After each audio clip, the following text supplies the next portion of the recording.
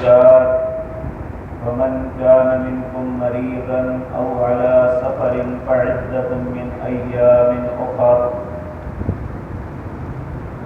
حضرات محترم، اللہ مالک کا یہ بہت بڑا فضل اور احسان ہے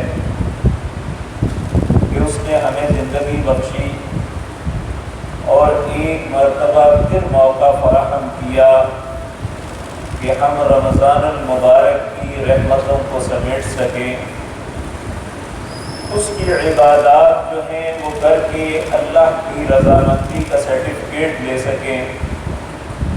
حضرات محترم، انسان کی زندگی کے اندر عبادات جو ہیں یہ اتنی اہمیت رکھتی ہیں، ایک واقعے سے اس کا اندازہ ہوتا ہے۔ نبی کریم صلی اللہ علیہ وسلم کے پاس دو بھائی آئے، دونوں نے اسلام کو قبول کیا اور پھر وہ چلے گئے۔ چند دن کے بعد ایک معرکہ ہوا، ایک شخص اس میں شہید ہو گیا اور دوسرا زندہ رہا۔ 1 سال کے بعد وہ کسی بیماری کے اندر مبتلا ہو کے تبھی فوت ہو گیا۔ جب اس کا جنازہ پڑا، نبی صلی اللہ علیہ وسلم نے لوگوں کے سامنے بیان کیا کہ یہ جو دوسرا شخص ہے اس کو اللہ نے اس سے اتنے زیادہ درجات عطا کیے ہیں کہ انسان تصور بھی نہیں کر سکتا۔ صحابہ نے بڑا تعجب کیا کہ اللہ کے رسول صلی اللہ علیہ وسلم پہلا شہید ہوا تھا اور یہ تبھی فوت ہوا، اس کے درجات بلند کیسے ہوئے؟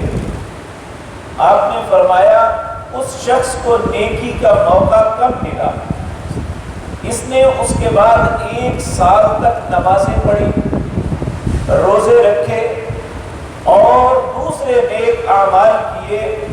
ان اعمال کی وجہ سے اللہ نے اس کے درجات کو اس سے بہت بلند کر دیا۔ تو انسان مسلمان کی زندگی بہترین وہ ہے جو عبادات کے ساتھ عبادت ہو۔ انسان کی زندگی وہ فضول ہے، وہ ایک مرے ہوئے انسان کی طرح ہے جس کی زندگی میں عبادت نام کی چیز نظر نہیں آتی۔ تو یہ ہماری خوش قسمتی ہے کہ اللہ ہمیں زندگی میں بار بار ایسے موقع فراہم کرتا ہے کہ ہم اللہ کے بارگاہ میں اس کی جنتوں کے اندر اپنے درجات اور اپنی عزت و شرف کا کے اندر اضافہ کر سکیں، اور وہ اسی صورت ہے جب ہم اللہ کے حکموں کی تعمیل کریں گے۔ تو اللہ کے حکموں کی تعمیل میں ایک روزہ بھی ہے۔ یاد رکھیں یہ چیزیں جو ہیں یہ اسے اہمیت اتنی ہے کہ ہماری اسلام کی بنیاد قرار پائی ہے۔ نبی کریم صلی اللہ علیہ وسلم ایک مرتبہ مسجد میں بیٹھے ہوئے، صحابہ کرام آپ کے قریب بیٹھے ہوئے تھے، اچانک ایک بڑا خوبصورت سفید رنگ کا سیاہ بالوں والا سفید لباس پہنا ہوا ایک شخص داخل ہوا۔ لوگوں نے اس کی طرف دیکھا، یہ مدینے کا رہنے والا بھی نہیں ہے اور اس کے اوپر سفر کی کوئی آثار بھی نہیں ہے۔ اس زمانے میں گھوڑے پہ اونٹ پہ سفر کرتے تو انسان سارا گردآلود ہو جاتا۔ تو وہ آیا اور لوگوں کو کراس کرتا ہوا نبی کریم صلی اللہ علیہ وسلم کے سامنے بیٹھ گیا، اور پھر جس طرح ایک دوست دوسرے دوست کے ساتھ کرتا ہے، بڑے ہی عجیب انداز میں اس نے اپنے دونوں ہاتھ رسول اللہ کی رانوں پہ رکھ دیے صلی اللہ علیہ وسلم۔ لوگ کہتے ہیں ہمیں اور تعجب ہوا، یہ اتنا فرینک دوست کون ہے آپ کا، حالانکہ ہم نے اس سے پہلے اسے نہیں دیکھا ہوا۔ پھر وہ آپ کو مخاطب ہو کے کہنے لگا، اخبرنی یا محمد صلی اللہ علیہ وسلم، اے محمد مجھے خبر دیجئے عن الاسلام، اسلام کیا ہے؟ آپ نے فرمایا اسلام یہ ہے کہ شہادت اللہ الہ الا اللہ، کہ تم شہادت دو کہ اللہ کے علاوہ کوئی الہ نہیں، وَأَنَّ محمد رسول اللہ، اور محمد صلی اللہ علیہ وسلم اللہ کے رسول ہیں۔ پھر اس کے بعد اقام الصلاۃ، نماز کو ادا کرنا۔ پھر آپ نے فرمایا ایتاء الزکاۃ، زکوٰۃ کو ادا کرنا۔ پھر آپ نے فرمایا چوتھا یہ ہے وتصوم رمضان، رمضان کے روزے رکھنا۔ پھر پانچواں یہ فرمایا وتحج البیت من استطاع الیہ سبیلا، اللہ کے گھر کا حج کرنا اگر اللہ نے طاقت اور استطاعت دی ہے۔ وہ کہنے لگا صدقتا، آپ نے سچ کہا۔ اسی طرح اور سوال کیے۔ جب وہ چلا گیا، نبی کریم صلی اللہ علیہ وسلم کے پاس سیدنا عمر بیٹھے ہوئے تھے۔ آپ نے پوچھا عمر آپ کو معلوم ہے یہ کون تھا؟ حضرت عمر رضی اللہ تعالیٰ عنہ نے عرض کیا اللہ کے رسول صلی اللہ علیہ وسلم آپ ہی کو معلوم ہے، مجھے نہیں پتا یہ کون تھا۔ آپ نے فرمایا یہ جبریل تھے جو انسان کے روپ میں تمہارے سامنے اور تمہارا دین سکھانے آئے تھے کہ تمہارے دین کی بنیاد کیا ہے۔ اور یاد رکھیں یہ 5 چیزوں کے اوپر اسلام کی اور ہمارے دین کی چھت ہے، اور جب یہ 5 ہی ستون ہیں تو یہ بات یاد رکھ لینی چاہیے ان میں ایک ستون بھی نکال دیا جائے تو چھت قائم نہیں رہتی۔ یہ ساری کے ساری اسلام کی خوبصورت چھت یہ ان 5 ستونوں کے ساتھ منسلک ہے۔ اگر ہمارا ابتدا میں عقیدہ درست نہ ہوا تب بھی ہمارے اسلام کی حیثیت نہیں۔ اگر ہمارا عقیدہ درست ہے اور نماز ہماری زندگی میں نہ ہوئی تو ہمارا اسلام مشکوک ہے۔ اگر نماز بھی ہوئی، ہماری زندگی میں مال اللہ نے دیا ہے تو اس کے راہ میں خرچ کرنے کی توفیق نہیں ہے تو پھر ہمارے اسلام میں شک ہے۔ اور اسی طرح اگر ہمیں ساری باتیں موجود ہوں، روزے کی نعمت ہمارے پاس نہیں ہے تو پھر بھی ہمارا اسلام اللہ کی بارگاہ میں مقبول نہیں ہے۔ اور آخری بات جو حج ہے، نبی کریم صلی اللہ علیہ وسلم نے فرمایا جس کو اللہ نے طاقت اور قوت دی ہے وہ اللہ کے گھر کا حج نہیں کرتا، اگر نعوذ باللہ اسی حالت میں مر جاتا ہے تو پھر اللہ کو کوئی پرواہ نہیں، وہ مسلمان کی موت نہیں مرا بلکہ یہودی یا عیسائی کی طرح مرا ہے۔ تو یہ یاد رکھیں کہ ہم میں سے کوئی بھی انسان ان 5 باتوں سے کسی سے بری ظلمہ نہیں ہو سکتا، ہمارے لیے یہ لازم ہے۔ لیکن اللہ رب العزت نے کسی معاملے میں بھی اسلام کے کسی قانون کے اندر بھی سختی نہیں رکھی۔ جہاں انسان مجبور اور بے بس ہوتا ہے اللہ اپنے قانون کو نرم کر لیتا ہے۔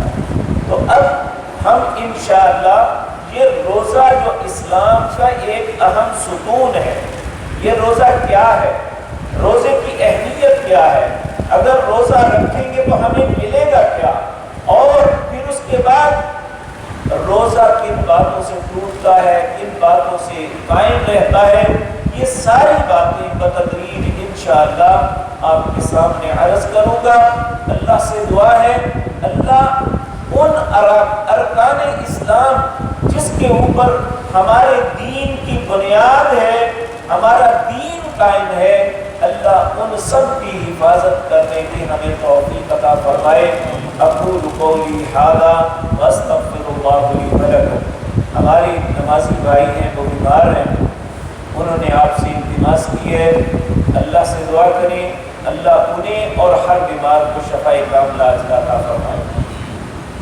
الحمدللہ حمدا کثیرا طیبا مبارکا علی کل حال۔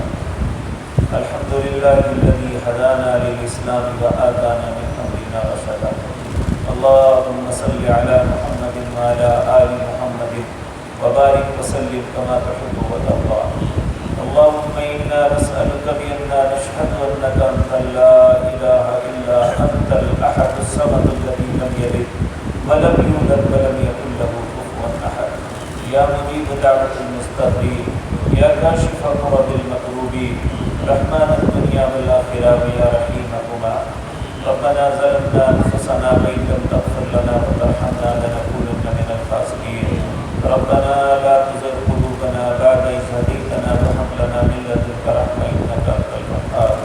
اللهم وفقنا لما تحب وترضى أذهب الباس رب الناس واشف أنت شافي لا شفاء إلا شفاؤك شفاء لا يغادر سقما اللهم اشفنا بشفائك وداونا بدوائك وارمنا بفضلك من سواك يا واسع الفضل يا واسع المغفرة اللهم رحمتك نرجو فلا تكلنا إلى أنفسنا طرفة عين واصلح لنا شاننا كله لا إله إلا أنت اے اللہ ہم سب کی مدد فرما اے اللہ ہمیں اپنی عبادت اچھے طریقے سے عبادت کی توفیق عطا فرما اے اللہ جو ہمارے بھائی یا بزرگ اپنی کمزوری اور ضعف کے باوجود اے اللہ روزے رکھے ہوئے ہیں اے اللہ ان کی مدد فرما اے اللہ اس معاملے میں اللہ انہیں ہمت عطا فرما اے اللہ انہیں صبر نصیب فرما اے اللہ ہم سب کو اس معاملے میں صبر نصیب فرما اے اللہ ہماری زبان کو جھوٹ سے بچا اے اللہ ہماری آنکھوں کو خیانت سے بچا